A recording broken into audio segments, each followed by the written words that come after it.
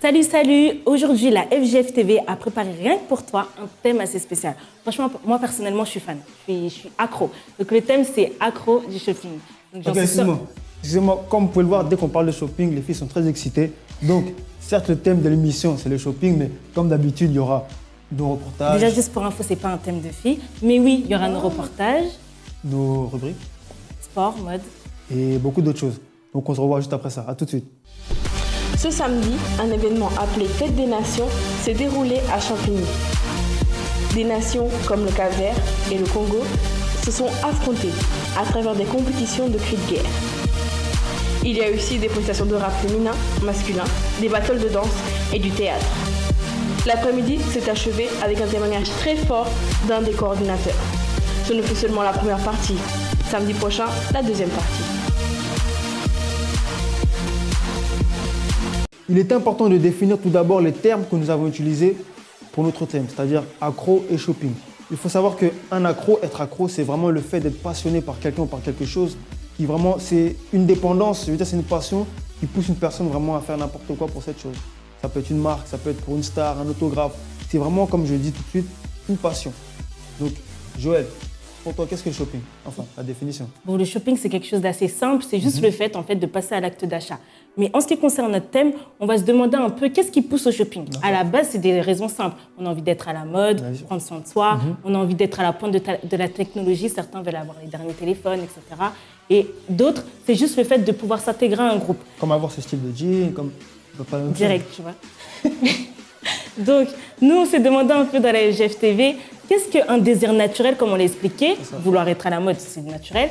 Qu'est-ce qu'un désir naturel pousse une personne à être dépendante d'une marque ou d'autre chose. Donc, c'est ce que la FGF-TV souhaite développer et c'est ce qu'on va voir tout au long de notre émission. Mais d'abord, on va voir cette vidéo d'une fille qui est accro au shopping et vous allez voir un peu les conséquences de sa vie.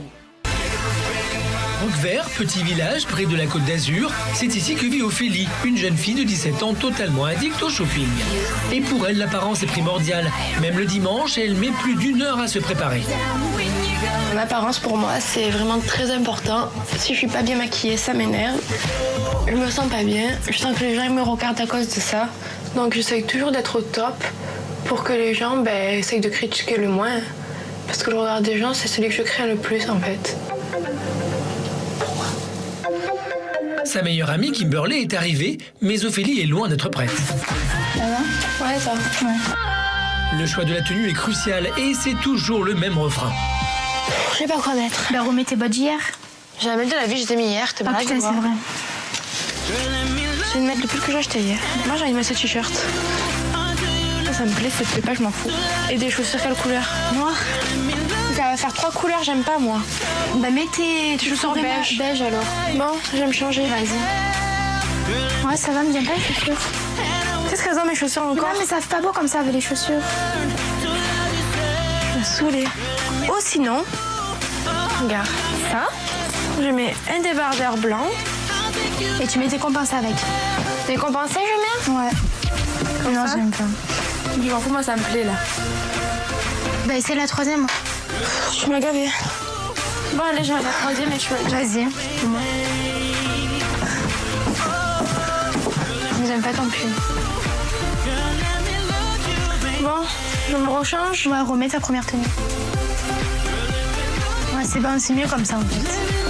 Ça, avec tout le choix que tu as, franchement, je vois pas pourquoi tu hésites. Hein. J'ai rien. Tu as vu ton armoire combien de débordes? Il y a presque pas d'habits.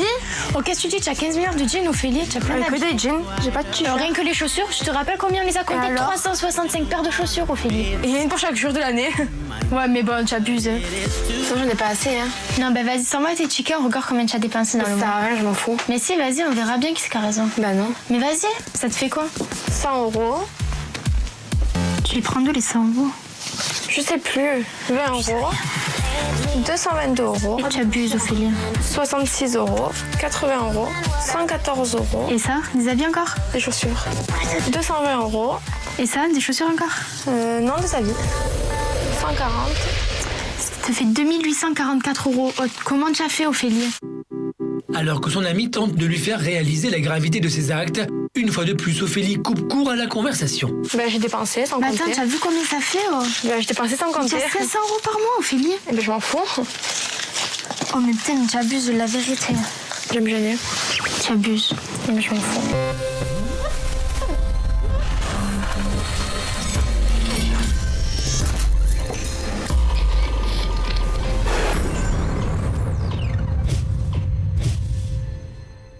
Comme vous avez pu le voir dans cette vidéo, donc être accro au shopping, c'est vraiment ça. C'est le fait de voir dans le shopping limite une thérapie.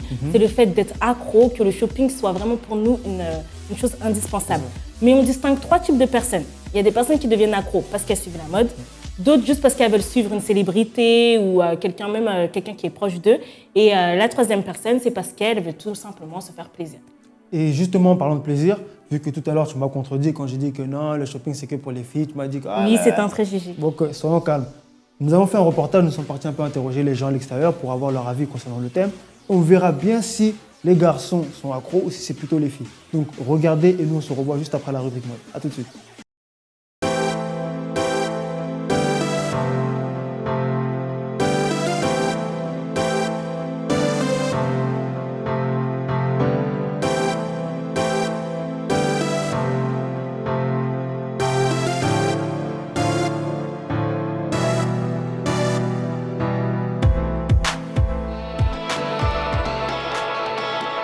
Cette fois-ci, je suis avec Kenny et Alan qui ont accepté de nous donner leur avis sur notre thème d'aujourd'hui. Salut Kenny. Salut. Alors dis-moi, à quelle fréquence fais-tu du shopping? Alors ça dépend généralement, mais je fais du shopping on va dire 2 fois par semaine. Après ça dépend surtout de mon emploi du temps et de mes horaires de travail. Et toi Alan, dis-moi par exemple, est-ce que ton budget shopping, si tu en as un, prime sur d'autres budgets que tu as, d'autres charges peut-être que tu as par exemple? En fait, étant donné que j'ai pas de charges à payer, vu que je suis encore chez mes parents, mon budget il est exclusivement consacré au shopping et aux sorties. Donc c'est pas un budget prédéfini, mais quand j'ai envie, je vais faire du shopping.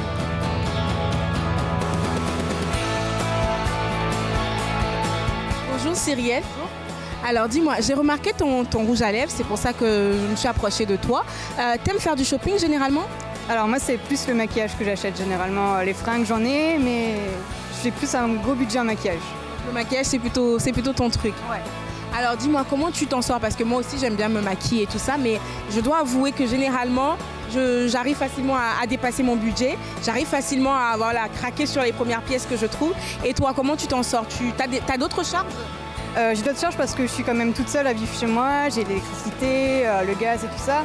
Mais après, je suis tout le temps sur mon compte à regarder, je suis un peu angoissée de ne pas avoir les sous qu'il me faut à la fin du mois. Donc c'est ça qui me tient pour ne pas acheter tout le magasin, les trucs du genre. Donc tu t'organises assez bien, tu arrives à gérer ton budget? Plutôt, ouais. D'accord. Et du coup, ça te permet quand même de dépenser souvent en matière de maquillage, ou comment tu fais? Est-ce que tu essaies d'attendre des périodes où c'est les soldes et là tu fais ton stock, ou tu marches au coup de cœur, ou comment ça se passe? Je suis pas du tout seule parce que généralement ce qu'on trouve en solde c'est vraiment les trucs qui me plaisent pas. Moi j'achète surtout à l'étranger, c'est là où je trouve les produits qui me plaisent le plus. Et sinon, voilà.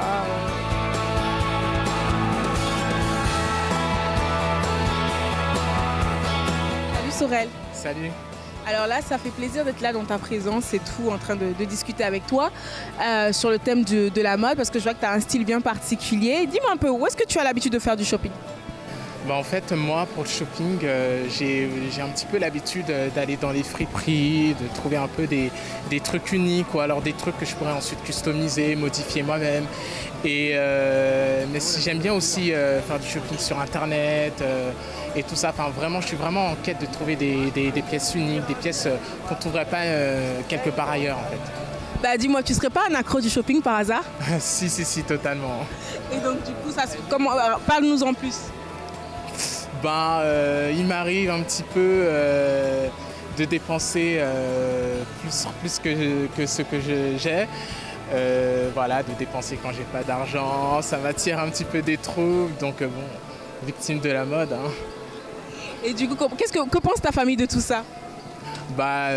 Comme toutes les autres familles, je pense, ils sont pas très contents, quoi. Je veux dire, ils ils aiment pas trop que je dépense mon argent que dans les vêtements. Et puis en plus, c'est pas vraiment raisonnable, quoi. Enfin, j'en suis conscient aussi, mais bon, quand tu vois vraiment quelque chose que tu veux absolument, que tu as peur de perdre, qu'ils sont en rupture parce qu'en plus, voilà, on est à Paris, il y a beaucoup de monde, les vêtements partent vite, donc voilà, quoi, je préfère les prendre. Sans réfléchir peut-être on réfléchit après, mais pour le moment on se dit on ne veut pas louper le vêtement, alors on le prend. Ouais, exactement, c'est exactement ça, quoi. On le prend et ensuite les regrets, ça vient après.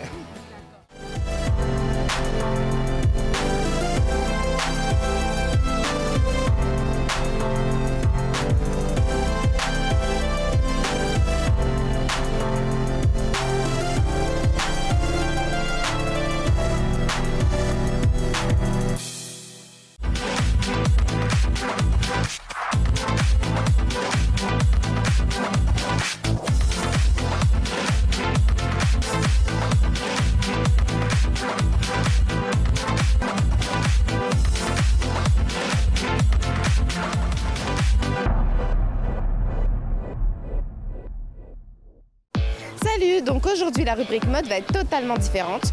Je vais poser différentes questions aux passants et elles vont y répondre justement pour vous aider à savoir quelles sont les 10 règles d'or pour faire du shopping. Alors dites-moi, quand vous faites les magasins, est-ce que quand vous achetez un vêtement, c'est vraiment par coup de cœur ou par vraie nécessité? Bon, il y a aussi le coup de cœur, il y a aussi la nécessité, mais généralement c'est toujours un coup de cœur. Franchement, voilà. Toujours le coup de cœur, bien sûr. Alors moi je vous conseille de ne pas marcher au coup de cœur. Ça peut marcher une fois, 2 fois, 3 fois, mais très souvent quand vous prenez ce vêtement par coup de cœur, vous arrivez chez vous, soit vous l'avez déjà, soit vous dites oui mais avec quoi je vais le porter? Ce genre de questions. Donc posez-vous la question, en ai-je vraiment besoin? Maintenant je suis avec Sandrine Shaina qui a travaillé dans la mode justement. Alors moi la question que j'aimerais te poser c'est est-ce que tu as un budget quand tu vas faire les magasins? Oui, j'ai un budget. Déjà, étant mère célibataire, et donc j'ai un budget assez restreint, aussi bien pour moi, mais je privilège plus les enfants.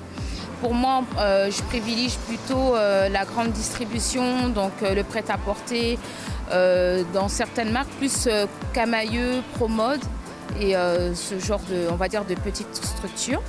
Et est-ce que tu respectes toujours, tous les mois, tout le temps ton budget? Non, je ne respecte pas mon budget parce que on est toujours tenté, on voit l'autre qui a quelque chose, on se dit tu l'as acheté où Bien, alors justement on en vient donc à notre règle numéro 2, ayez un budget. Oui, quand vous allez faire les magasins, ayez un prix fixe. Dites-vous bien, j'ai par exemple 100 € pour faire les magasins, je m'y tiens, j'achète donc une paire de chaussures, des baskets ou peu importe. Et pour celles qui n'ont pas de budget, j'ai un défi pour vous. Pendant un mois, vous allez garder tous vos tickets de caisse et à la fin, regardez tout ce que vous avez dépensé. Vous réfléchirez au budget après ça.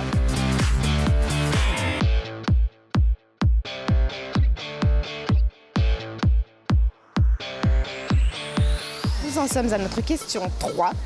Est-ce que le prix est réellement important? Donc, j'ai avec moi Mathilde. Salut. Bonjour. Alors dis-moi, toi, quand tu fais les magasins, est-ce que le prix est important? Alors oui, il est important parce que je pense que je vais pas non plus dépenser des fortunes. Enfin, je vais vérifier quand même mon compte en banque.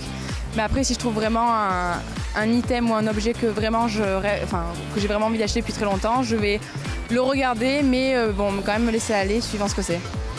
Mais par exemple, quand tu vas acheter, je sais pas, une veste ou une robe, par exemple, tu vas l'acheter à Carole. Et tu sais qu'il y a la même robe à H&M. Est-ce que tu vas quand même la prendre chez Carole, sachant qu'elle est 20 € moins chère chez H&M? Si je l'aime beaucoup, oui, parce que la qualité, c'est pas la même. Donc, en tout cas, c'est mon avis. Donc du coup, oui, je pense que j'achèterai chez Carole ou autre, quoi, mais pas forcément chez H&M. Alors, pour répondre à la question, elle n'a pas tort. C'est vrai que la qualité compte. C'est sûr qu'on peut se dire que la même robe chez, par exemple, Carole va être la même que chez H&M, mais non, ce ne sera pas du tout la même qualité. Par contre, lorsqu'on vous regarde, on ne voit pas forcément cette qualité. Donc, vous devez vraiment vous poser cette question. Est-ce que cette jolie robe simple que je trouve aussi chez H&M à 20 € vaut 70 €? Non, sincèrement, de vous à moi.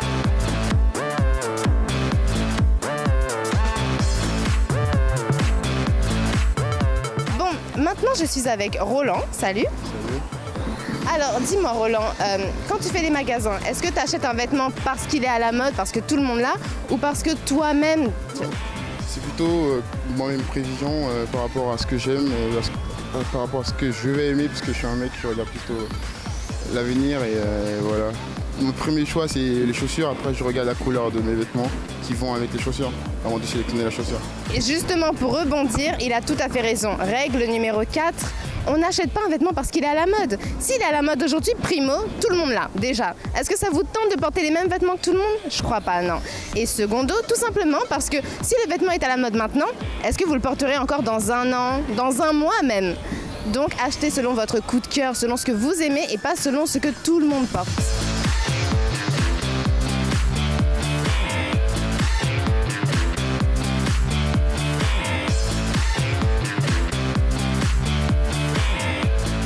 Maintenant, pour aborder nos 6 derniers thèmes, j'ai avec moi Manuela. Bonjour Brigitte. Tu vas bien? Oui, et toi? Ça va. Alors, je vais te poser différentes questions auxquelles tu vas me répondre et ensuite, je vous dirai si oui ou non elle a raison. D'accord? Donc, avant de faire du shopping, comment est-ce que tu te prépares? Je me prépare pas. Juste à l'instinct. Ne faites jamais ça, ne faites jamais ça. Lorsque vous allez faire les magasins, vous savez que vous avez prévu une journée ou une après-midi. C'est simple. Vous rangez votre armoire, vous faites du tri pour savoir ce que vous avez et ce que vous n'avez pas. D'accord? Ne faites pas comme Manuela. Donc, dis-moi, quand tu es dans un magasin et que tu prends un vêtement, qu'est-ce qui te décide à l'acheter? Quelle question est-ce que tu te poses? Ça dépend, généralement pas beaucoup de questions. Ça dépend si ça le feeling, si le vêtement me plaît, si ça rentre dans mon prix. Elle n'a pas tort. C'est vrai qu'il faut marcher au coup de cœur, c'est vrai qu'il faut regarder par rapport au budget, mais plus que tout, il faut se visualiser le vêtement. Il faut se voir en train de le porter, se demander avec quoi est-ce que je vais le mettre? Est-ce que j'ai les chaussures pour cette robe? Est-ce que j'ai les chaussures pour cette veste? Est-ce que j'ai le sac pour ça? Il faut vous visualiser, sinon le risque, vous allez arriver chez vous avec un vêtement et vous ne saurez jamais le porter. Et on sait tous qu'on a tous la flemme de retourner dans le magasin pour rendre le vêtement. Donc dis-moi, par exemple, dans 2 semaines, tu as un mariage. Qu'est-ce que tu fais? Est-ce que tu vas faire du repérage avant ou est-ce qu'une semaine avant, tu vas aller chercher ta robe? Une semaine avant, je vais chercher directement ma robe. Ne faites pas ça. Lorsque vous avez un événement, peu importe que ce soit un mariage, un baptême ou quoi que ce soit, il faut faire du repérage avant. Il ne faut jamais acheter dans la précipitation. Le risque, c'est que vous allez dans un magasin, vous prenez cette robe absolument horrible qui ne vaut pas son prix, mais vous n'avez même pas vu parce que vous étiez pressé. Vous voyez ce que je veux dire? Maintenant, la dernière question, est-ce que tu aimes faire des achats en ligne? Oui. T'en fais souvent? Très souvent, oui. Alors, les achats en ligne, c'est génial. C'est génial, vous n'avez pas à bouger de chez vous. Vous cliquez, vous prenez cette paire de chaussures, c'est hallucinant. Par contre, le risque, c'est lorsqu'on ne sait pas gérer son budget, lorsqu'on n'a pas de budget, c'est un véritable piège pour tous les acheteurs compulsifs. Donc, lorsque vous faites vos achats en ligne, suivez nos 10 règles d'or. Et voilà, bonne journée. Merci Brigitte pour tes conseils mode. En tout cas, je vais vraiment en parler à mon entourage, aux gens qui apprécient tout ce qui est mode et tout ça. Bon, en tout cas, merci beaucoup. Donc maintenant, on va revenir dans le vif du sujet. Donc justement, on va parler... Avant de revenir sur le vif du sujet, attends, je veux fuir. Il y avait le reportage là. Ah oui, non. Oui. D'accord. Donc, monsieur qui disait qu'il n'y a pas d'hommes accro au shopping. Bon. Je m'avoue vaincu, c'est vrai qu'on a pu voir qu'il y a des hommes, etc. C'est vrai. Donc maintenant, on peut revenir au vif du sujet. Justement, au niveau du sujet, donc là, on va parler des raisons. Donc il y a plusieurs raisons à noter. La première, l'une d'entre elles, vraiment l'une des plus importantes, c'est la peur de l'exclusion. C'est-à-dire que la personne veut vraiment ressembler à tout le monde, elle a peur elle suit toutes les tendances, toutes les modes, dès qu'il y a quelque chose qui sort, elle fait les choses juste parce qu'elle veut ressembler à tout le monde. C'est vraiment, voilà, c'est l'une des raisons qu'on peut noter. Ensuite, il y a aussi le fait de passer par des moments de crise. Ça peut être un échec sentimental, des problèmes à la maison, ou encore beaucoup d'autres choses. Voilà, la personne achète et voit ça comme une thérapie. Vraiment pour combler ce vide, au lieu d'en parler à quelqu'un ou quoi que ce soit, elle va acheter. Elle peut acheter 10 fois le même jean, mais du moment que c'est bon, elle achète. Pour elle, c'est vraiment une thérapie comme tu as dit. Mais il y a aussi plein d'autres choses, comme par exemple les réseaux sociaux. Ouais. Donc aujourd'hui, on voit qu'à travers certains réseaux sociaux, par exemple, on peut accéder très vite à l'intimité des stars. Donc, on a très vite envie, si par exemple, moi je suis accro à une star, donc forcément, si je vois qu'elle a le dernier sac Chanel, je vais tout faire pour l'avoir, même si je n'ai pas forcément les moyens financiers. Donc, il y a tout ça qui pousse aussi les jeunes en particulier à être accros du shopping. Mais il y a aussi les facilités d'achat. Par exemple, avec Internet, on voit que maintenant, en un clic, c'est bon, c'est vite, tu as ta dernière paire de chaussures, c'est très rapide. Donc, les cartes bleues, tout ça, c'est vraiment des choses qui poussent les jeunes généralement à acheter de façon démesurée. Donc ça, c'est pour les raisons. Mais on va voir un témoignage, pour revenir un peu plus dans le côté sérieux de notre émission, on va voir un témoignage qui parle un peu de la situation d'un jeune qui est venu dans la FJF. Bon, ça n'a plus rien à voir avec lui. Mais il est venu dans la FJF et il a changé. Donc on va voir son expérience de vie. On revient juste après ce témoignage.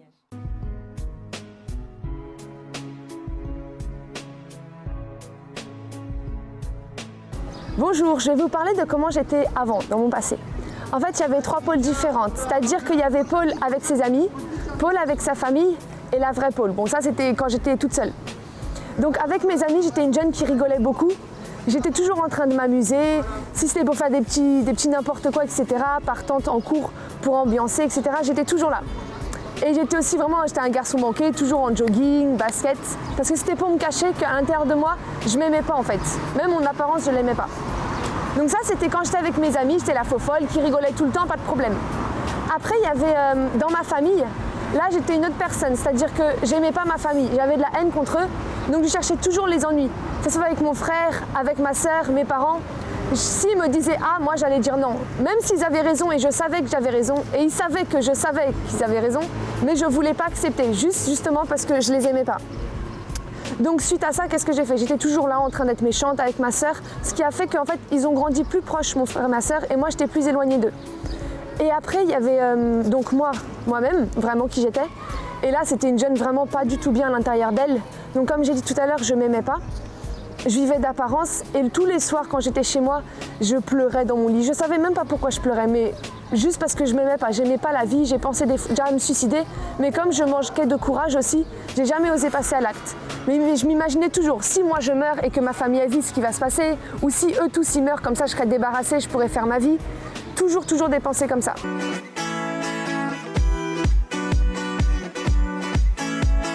Puis j'ai commencé à venir à la FJF, mais au début je voulais pas venir parce que je me disais bon c'est quoi, on va sauter, crier, c'est pas intéressant. Donc ça me disait pas de venir. Je venais juste de temps en temps, mais sans plus. Puis un jour j'ai commencé vraiment, je suis venue, mais cette fois-ci sincèrement, pour voir c'était quoi. Et là j'ai vu que c'était pas seulement jouer, crier, oui certes il y a ça, mais c'est pas que ça. Et justement à travers les défis qu'il y avait, les activités qui étaient proposées, j'ai pu apprendre à me surpasser et à ouvrir ma vision. Parce que avant, j'avais jamais réfléchi en fait à mon avenir, qu'est-ce que je voulais faire. Je m'étais jamais permis d'avoir des rêves parce que je me disais toujours que dans tous les cas, je les atteindrais pas. Donc là, même des petits défis simples, mais juste me dire que je vais essayer pour voir si je suis capable, c'est comme ça petit à petit que j'ai commencé à prendre confiance en moi. Et aussi où j'ai commencé à m'autoriser, on va dire, à rêver, à avoir des rêves. Quand je serai plus tard, je voudrais faire tel métier, fonder telle entreprise, créer telle chose. Et c'est là où j'ai commencé à me lancer. Et voilà, maintenant après j'ai mis de côté cette vie d'apparence aussi que j'avais et je me suis assumée moi-même. J'ai osé aussi m'ouvrir, dire qu'est-ce qu'elle n'est pas à l'intérieur de moi. Et c'est comme ça que les personnes elles ont pu commencer à m'aider, où j'ai pu commencer à m'ouvrir et à changer. Donc voilà, maintenant je suis une jeune complètement différente. Qui je suis avec mes amis, c'est la même que quand je suis toute seule, c'est la même que je suis avec ma famille. Avec ma famille aussi ça va beaucoup mieux parce que j'ai arrêté de faire cette fille orgueilleuse qui n'acceptait jamais d'avoir tort. Et voilà, maintenant j'avance et tout va très bien et voilà. Vous avez pu voir à travers cette expérience de vie que la FJF, c'est aussi aider les jeunes, mais on va revenir un peu à notre vif du sujet. Donc en ce qui concerne, on a parlé des raisons tout à l'heure, maintenant on va parler un peu des conséquences. Donc en ce qui concerne les conséquences, Brian. C'est ça, justement, comme pour les raisons tout à l'heure, il y en a beaucoup, on peut en noter plusieurs, mais pour les conséquences, je ne vais pas dire la principale, mais celle qu'il faut vraiment noter, c'est les dettes. Justement, le fait d'acheter comme ça, sans raisonner, sans vraiment juger son budget, automatiquement ça pousse aux dettes. Vivre au-dessus de ses moyens aussi. Exactement. Et juste après ça, on peut aussi noter le mensonge et le vol. C'est-à-dire que la personne ment pour rien, c'est-à-dire qu'elle peut voler sa carte bleue, elle peut te dire oh, prête-moi ça pour acheter telle ou telle chose, mais finalement elle va acheter des habits ou acheter quelque chose, voilà. La personne ment pour rien. Et ensuite le vol, on connaît des personnes comme tout à l'heure, tu m'as raconté des camarades de classe ou des gens de ta famille, je ne sais pas, qui allaient à H&M et qui volaient pour plus de 300 €. Voilà, on peut voir que la personne vraiment est complètement déréglée. Si tu vas voler pour 300 €, ça fait déjà beaucoup. Oui. Et sans se faire attraper en plus. En plus. Donc oui, mais tu as parlé de certaines conséquences, mais il y a aussi d'autres conséquences comme le fait de négliger certains achats. Ouais. Donc on est là, on n'a plus la notion des prix, on n'a plus la notion des achats dits importants. Ça fait par exemple, surtout pour nous les jeunes, on préfère s'acheter une paire de baskets, une paire de jeans, plutôt que de payer notre loyer ou de payer les factures téléphone. Enfin, les achats qui sont vraiment importants, essentiels pour notre vie, on les néglige au profit de certaines choses un peu qui sont futiles. Donc ça aussi, c'est une des conséquences très importantes. C'est ça. Donc, je pense qu'il faut savoir dire non. Savoir dire à toutes ces choses-là. Il faut savoir dire non. J'en profite d'ailleurs pour t'inviter à notre prochain événement le 27 septembre qui s'appelle Savoir dire non. Donc, moi, je t'invite avec toute ta bande, toute ta clique. Viens, franchement, tu vas passer un trop bon moment. Excuse-moi, mais si par exemple, je décide de venir seul, c'est-à-dire que je fais un choix pour ma vie, de venir tout seul, voilà, je décide comment ça se passe, comment ça se déroule pour moi. Si, comme Brian, tu n'as pas d'amis et que tu veux venir seul, on t'invite quand même. Tu peux venir, il n'y a pas de souci. T'inquiète pas, tu vas créer des amis ici. D'accord. Donc, justement, en parlant de savoir dire non, on a fait un spot. Donc, on va vous laisser avec ce spot-là. Et nous, on se revoit juste après avec notre chroniqueur de sport. Donc, à tout de suite. Je dis non aux mauvaises fréquentations. Je dis non à la promiscuité. Je dis non aux mensonges. Je dis non à l'échec. Je dis non à la délinquance. Je dis non à la drogue. Je dis non à ce qui m'empêche d'avancer.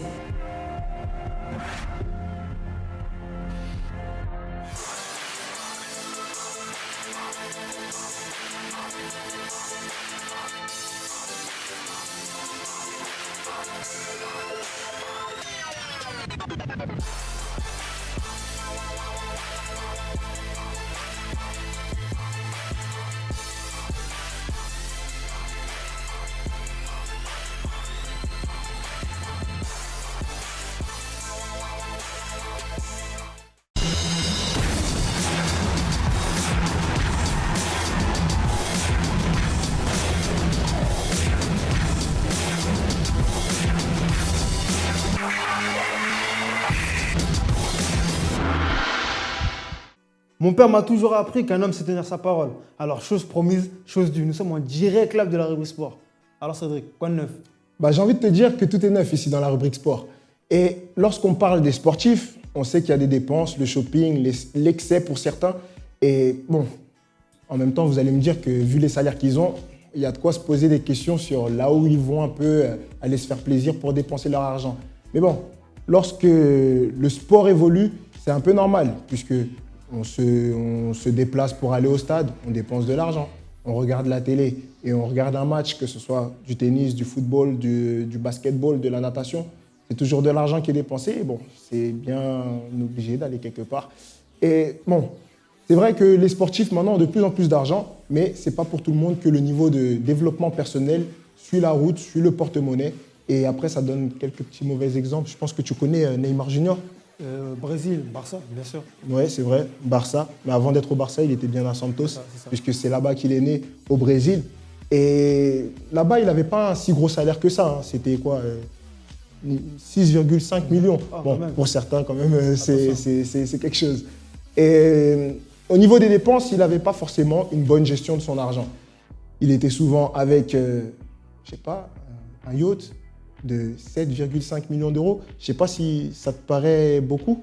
À part au Monopoly, ça me dit rien.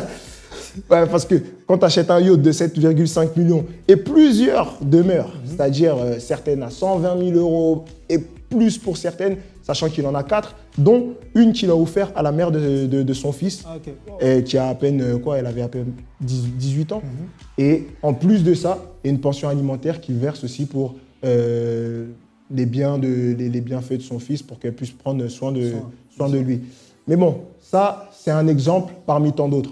D'autres sportifs ont l'opportunité justement de pouvoir avoir un peu plus en revenu annuel, mais par contre, le développement personnel a suivi et eux, ils se sont investis un peu plus dans l'immobilier, dans les voitures, voire leurs chaussures. J'ai envie de vous dire que pour eux, c'est pas si dur. Et voilà, quand on voit le résultat, quand même, ça vaut le détour. Donc, excuse-moi Cédric de te couper, je suis vraiment pressé, je dois y aller. Donc on se tient au courant. Plus tard. Ok, il n'y a pas de problème. J'ai envie de vous dire que voilà, il y aura bientôt un tournoi qui va débuter. Avant, on était plutôt dans le tournoi ici en France. Maintenant, on va sortir des frontières et passer sur la Champions League. Non pas celle de l'UEFA, mais celle de la FJE, Force Jeune Europe. Et on va pouvoir partir faire des matchs, des rencontres contre que ce soit l'Espagne, l'Italie ou tous les pays qui sont dans l'Union européenne, entre guillemets. Et voilà, vous allez pouvoir peut-être voir un peu quelques talents, que ce soit, on n'aura pas de Brésiliens, mais on aura peut-être des Sergio Ramos ou n'importe quel autre nom de joueur. Donc voilà, c'était la rubrique sport. Et comme on vous a parlé des biens immobiliers, voitures et autres, des sportifs, ben voilà, on vous laisse avec ces images.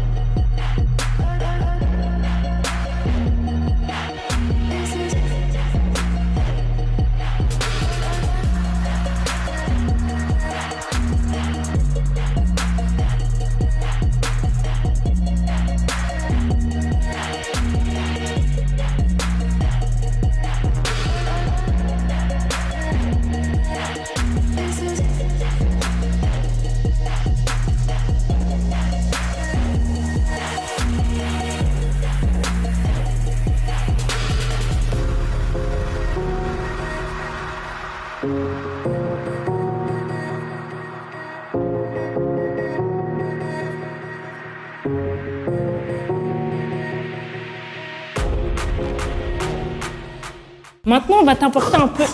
Excusez-moi, j'ai vite fait côté sport là, donc où on en est? Explique-moi un peu. Bref, on va revenir aux solutions. D'accord. Donc j'étais en train d'expliquer qu'on a parlé des conséquences, on a parlé un peu des raisons, tout ça. Mais maintenant, on va un peu apporter des solutions pour sortir de l'accro au shopping. C'est ça.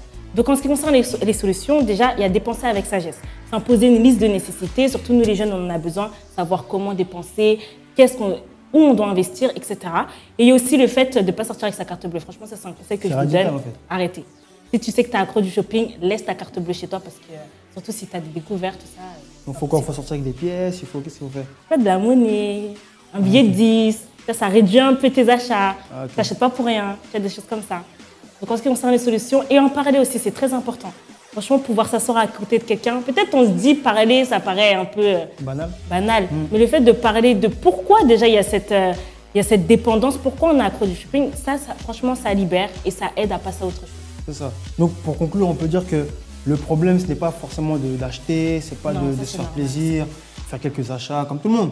Mais le vrai problème, c'est quand vraiment ça devient à l'extrême. C'est-à-dire que, comme on disait tout de suite, la personne commence à acheter et acheter. C'est pour ça qu'on vous conseille, à vous les jeunes qui nous regardez derrière cet écran, de vraiment mesurer vos achats, d'avoir la tête sur les épaules et de se dire que voilà, certes, je peux acheter, mais de manière modérée. De réfléchir, de savoir, de pouvoir penser avant d'acheter. Exactement.